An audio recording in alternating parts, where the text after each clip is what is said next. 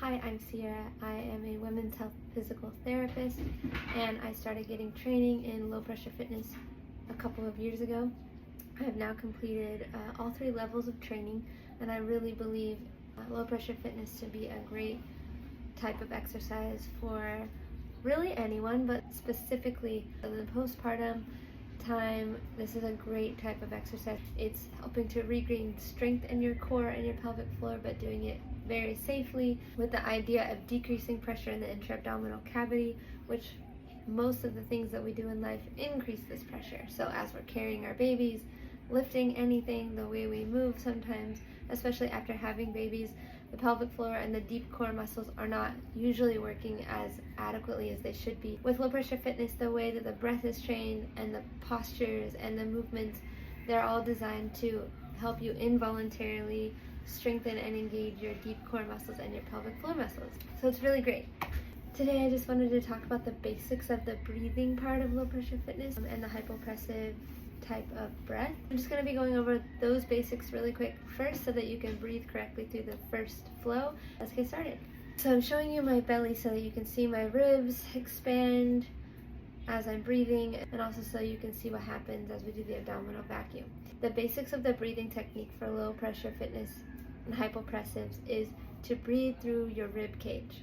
You don't want to be doing the belly breathing, which is good for other reasons, but for this type of exercise, we want to focus our breath through our rib cage. So as you inhale, you want to feel your ribs expand in all directions. We call it a 360-degree breath because you're really thinking about expanding all around. As you exhale, they will fall back down. One important thing is with low pressure fitness, we also want to think about elongating the space and growing each time we exhale. So as you inhale, and then when you exhale, you want to think of growing through the crown of your head and elongating your spine, creating space between your hips, your pelvis, and your rib cage, and then also space between your shoulders and your head, so elongating the neck. You want to maintain that space as much as you can throughout the flow and throughout every breath. So you're going to inhale through your rib cage and exhale. We're going to do that 3 times. And just kind of placing your hands on your thighs with your fingers facing each other, your elbows slightly bent. The other thing is, want to breathe in through your nose and out through your mouth. It's a slow, rhythmic breathing. So we're going to do 4 seconds in, 4 seconds out to start. So here we go.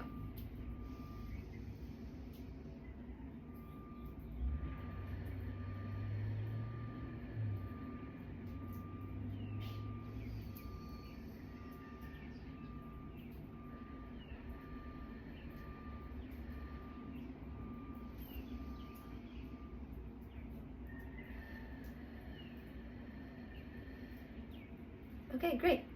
If you're feeling a little lightheaded, it's okay to take a little pause here. So it could mean that you need to just make sure you're breathing a little bit slower, specifically on your exhale. So ideally, we will work towards a 1-to-2 ratio where you're breathing in 4 breaths and you're exhaling for 8 breaths. That could help with some of the lightheadedness that you feel. And it's normal to feel a little of that in the beginning.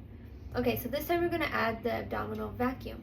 So after the end of the 3rd breath, so you fully exhale your air, we're going to hold our breath, close our glottis to expand our ribs like we're inhaling, but we're not taking any air in. And that's going to create a negative pressure inside the abdominal cavity. And you'll see that everything moves up and in like a suctioning effect. And there's a hollowing of the belly that happens. And what this does is it lifts the internal abdominal organs, so your uterus, bladder, your rectum, everything gets lifted. Your pelvic floor muscles get involuntarily contracted, as well as your deep core muscles. So we're going to do 3 inhales, 3 exhales. At the end of the 3rd exhale, we're going to create the abdominal vacuum. So try it with me now. Okay, here we go.